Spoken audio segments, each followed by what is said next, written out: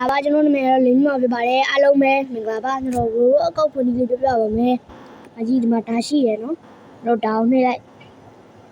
6ထည့်ပါဗျာဒီမှာ6ထည့်လိုက်တော်လည်းမကြည့်တော့6ထည့်လိုက်တော့ကျွန်တော်ရဲ့မွေးနေ့ပဲထားလိုက်တော့ဒီမှာကျတော့ကိုကြိုက်တဲ့ကိုနာမည်ကိုရေးကျွန်တော်ပြောမှတ်တာနော်လို့ရှိရင်ဓာအောင်နှိမ့်ဒါနော်ဒါစပိန်နာမည်ရေးဗျ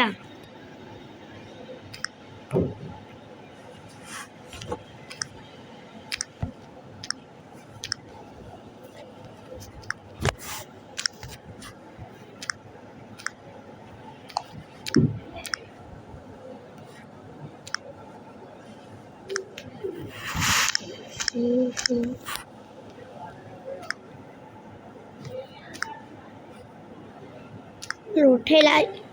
ဒေါင်းလုပ်လိုက်ကုန်တက်အောင်နှိမ့်လိုက်ပြီးခဏဆောင်လိုက်